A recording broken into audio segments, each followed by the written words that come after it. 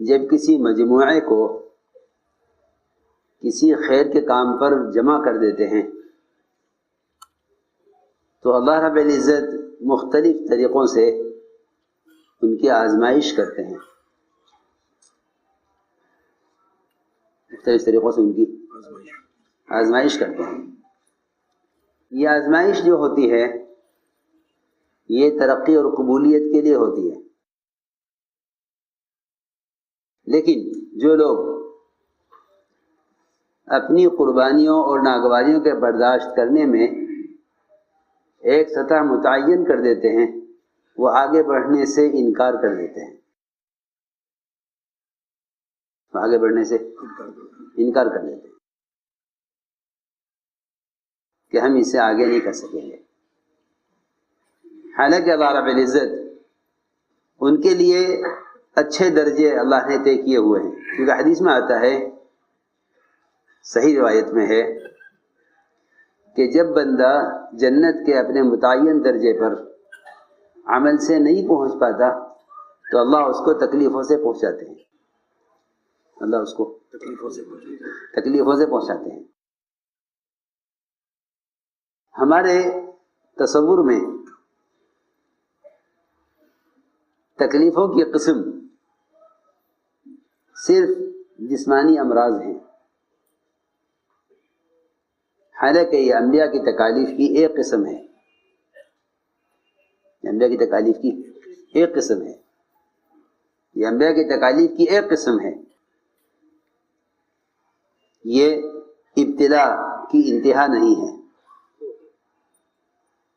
یہ ابتلا کی انتہا نہیں ہے، بلکہ اس راستے میں پیش آنے والے، اس راستے میں پیش آنے والی وہ ناگواریاں جو قلب پر آتی ہیں وہ جسمانی اذیت اور تکلیف سے کہیں زیادہ ہوتی ہیں، اس سے کہیں زیادہ ہوتی ہے۔ اللہ رب العزت نوازنے کے لیے اور آگے بڑھانے کے لیے اس راستے میں ناگواریاں لاتے ہیں اور سخت امتحان لیتے ہیں۔ دیکھنا یہ چاہتے ہیں کہ جس راستے پر اس نے چلنا شروع کیا ہے اسے خود اس راستے پر کتنا یقین ہے، اس راستے پر کتنا یقین ہے۔ مختلف شعبے ہیں دعوت کے مختلف شعبے ہیں، کہیں خدمت کا شعبہ ہے، کہیں خط و کتابت کا شعبہ ہے، خط و کتابت کا شعبہ ہے، کہیں مالیات کا شعبہ ہے،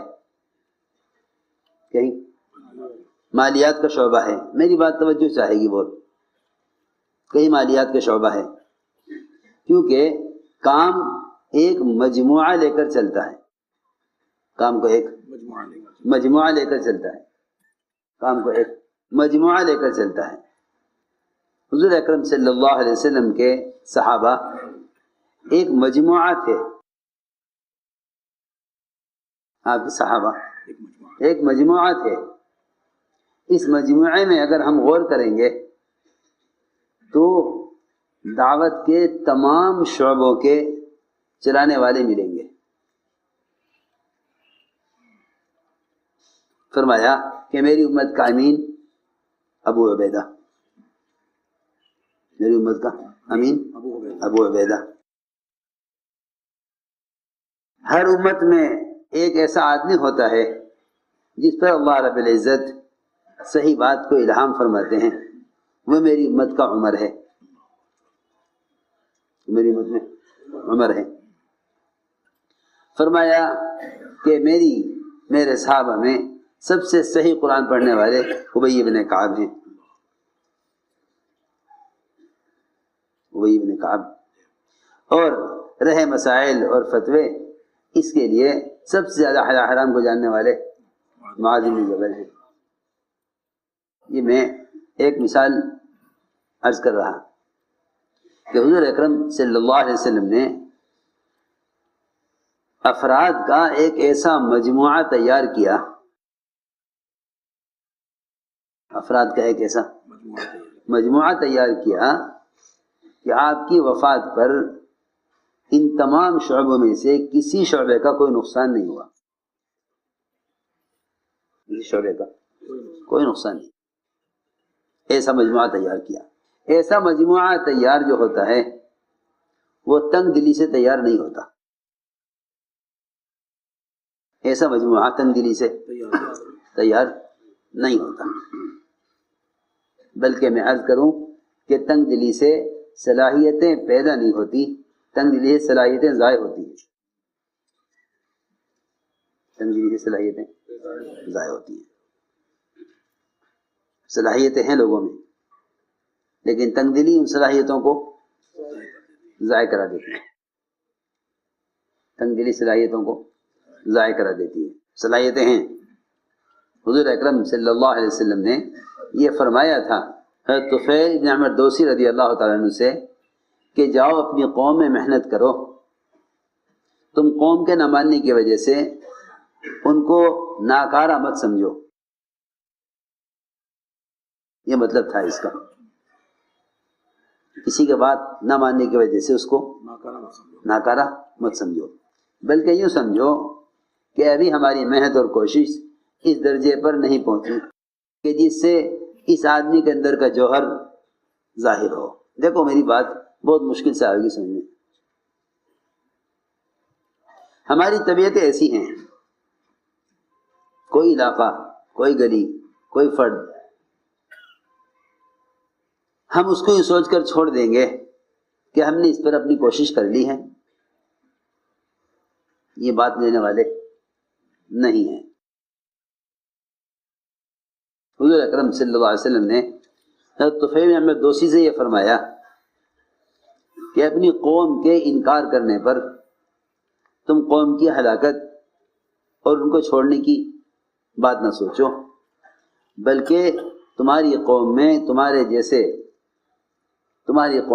جیسے ہیرے اور بھی ہیں، جاؤ جا کر محنت کرو۔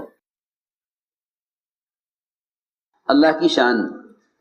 جس قوم کی ہلاکت کے لیے بددعا کرانے کے واسطے آئے تھے، جس قوم کی ہلاکت کے لیے بددعا کرانے آئے تھے، اللہ نے اسی قوم میں سے ابو ہریرہ جیسے محدث عطا فرمایا۔ تو میں نے عرض کیا کہ ہر شعبے کا آدمی تیار ہوتا ہے وسعت قلبی سے، کس سے؟ وسعت قلبی سے، تنگیلی صلاحیتیں ضائع ہوتی ہیں اور محنت سے اندر کی صلاحیتیں ابھر کر باہر آتی ہیں۔ اس لیے میرے دوستو عزیزو، سب سے بنیادی بات یہ ہے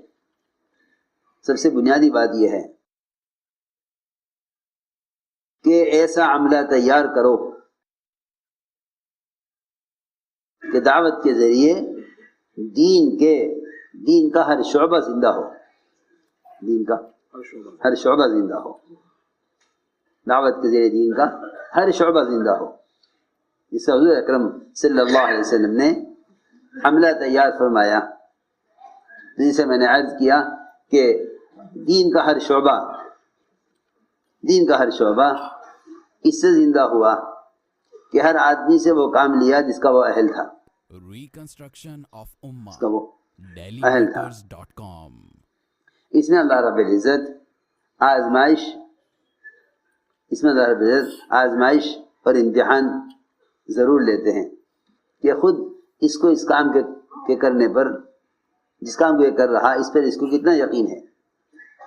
اس پر اس کو خود کتنا یقین ہے۔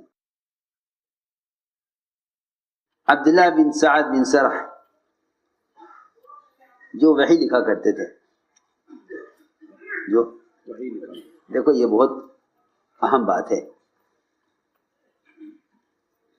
کسی بھی درجے پر آدمی کام کرتے کرتے پہنچ جاوے، وہ یہ نہ سمجھے، وہ کسی بھی درجے پر آدمی کام کرتے کرتا پہنچ جائے، وہ یہ نہ سمجھے کہ میں اس کام کا مستحق اور اس کا اہل بن گیا، اس کام کا مستحق اور اس کا اہل بن گیا۔ اللہ رب العزت بعض مرتبہ ایسا امتحان لیتے ہیں کہ آدمی جہاں ہے وہاں سے آگے بڑھنا تو دور کی بات ہے، وہاں بھی باقی نہیں رہتا۔ یہ عبداللہ بن سعد بن سرح یہ حضور اکرم صلی اللہ علیہ وسلم کی وحی لکھا کرتے تھے، آپ کی وحی لکھتے تھے۔ اللہ کی شان، اللہ نے امتحان لیا کہ یہ دعوت کے جس شعبے پر متعین ہیں انہیں خود وحی کے وحی ہونے پر کتنا یقین ہے، وحی کے وحی ہونے پر کتنا یقین ہے، ان کے وحی کے وحی ہونے پر انہیں خود کتنا یقین ہے۔ ایک آیت آپ پر نازل کی، آپ کے بولنے سے پہلے وہی حروف اللہ تعالی نے ان کی زبان پر جاری کر دیے، زبان پر جاری کر دی۔ اب تم فرق کرو وحی کا اور اپنی بات کا۔ تو صحابی اس بات پر دھوکے میں پڑ گئے کہ آسمان سے کوئی وحی نہیں آتی، میری بات اچھی لگی تو میری بات لکھوا دی۔ اور روایت میں ہے کہ وہ یہاں سے نبوت کا دعویٰ کر کے نکلے کہ میں بھی نبی ہوں،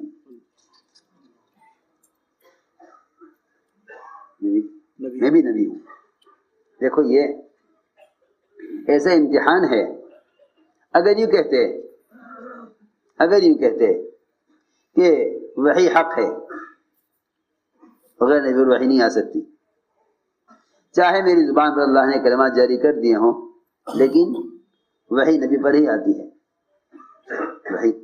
نبی پر ہی آتی ہے تو بچ جاتے۔ لیکن یہ کہا کہ مجھ پر بھی وحی آتی ہے۔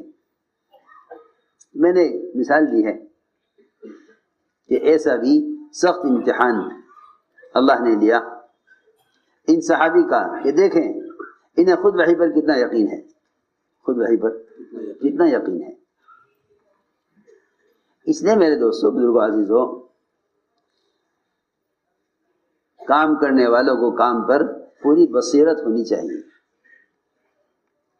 کام کرنے والوں کو کام پر پوری بصیرت ہونی چاہیے، اس لیے کہ ایسے حالات پیش آئیں گے جو لوگ شک میں ہوتے ہیں وہ دوسروں کو بھی شک میں ڈالنے کی کوشش کرتے ہیں، دوسروں کو بھی شک میں ڈالنے کی کوشش کرتے ہیں۔ حضور اکرم صلی اللہ علیہ وسلم کو اس کام کے کرنے میں اللہ رب العزت نے بار بار قرآن میں اس بات کی تاکید فرمائی کہ آپ اپنے کام میں رکاوٹوں کے آنے کی وجہ سے شک میں نہ پڑیں، آپ شک میں نہ پڑیں۔ جگہ جگہ آپ دیکھیں گے کہ آپ شک میں نہ پڑیں، بلکہ حکم یہ دیا فاستقم کما امرت، کہ جیسے آپ کو کرنے کے لیے حکم دیا جا رہا آپ اس پر قائم رہیے۔ تو میرا عزیز دوستو، اس راستے میں جو رکاوٹیں ناگواریاں پیش آئیں، ان ناگواریوں کو اور رکاوٹوں کو انبیاء علیہ السلام کی ناگواریوں میں اور رکاوٹوں میں تلاش کیا کرو، انبیاء کی ناگواریوں میں رکاوٹوں میں تلاش کیا کرو۔ اس سے یقین اور استقامت بڑھے گی، اس سے یقین اور استقامت بڑھے گی کہ جو کچھ آپ کو پیش آیا وہ سب کچھ اس کام کے کرنے والوں کو پیش آنا ہے، وہ سب کچھ اس کام کرنے والوں کو پیش آنا ہے۔ ہمیں چاہیے کہ سیرت میں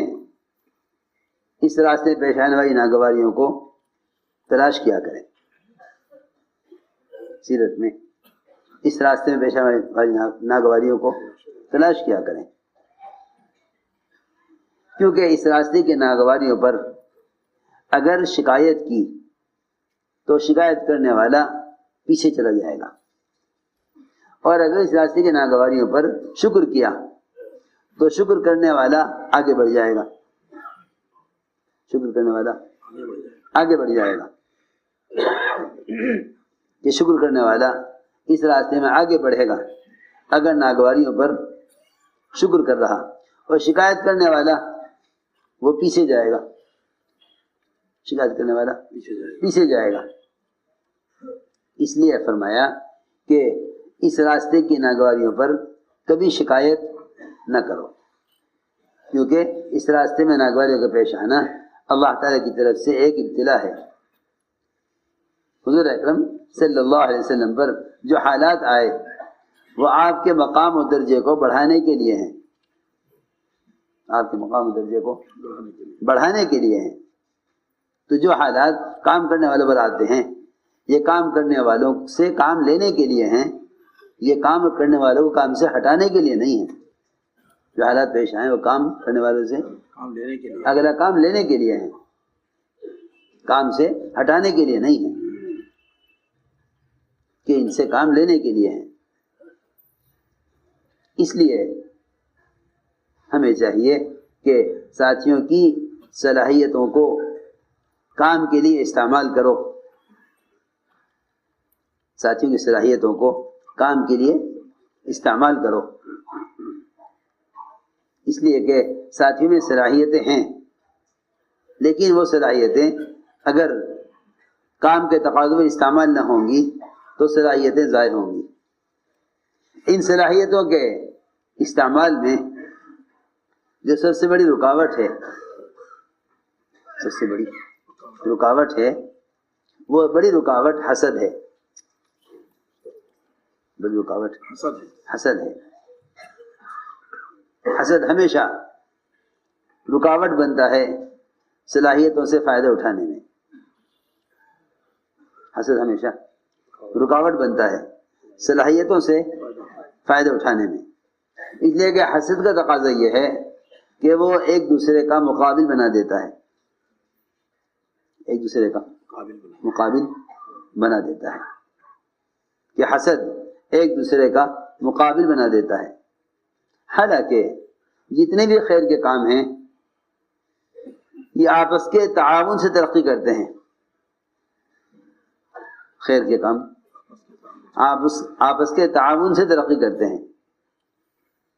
خیر کے کام آپس کے تعاون سے ترقی کرتے ہیں، تقابل سے نہیں۔ خیر کے کام آپس کے تعاون سے ترقی کرتے ہیں، تقابل سے نہیں۔ جتنے بھی خیر کے کام ہیں ان میں باہمی تعاون کا حکم ہے، باہمی تعاون کا حکم ہے کہ خیر کے کاموں میں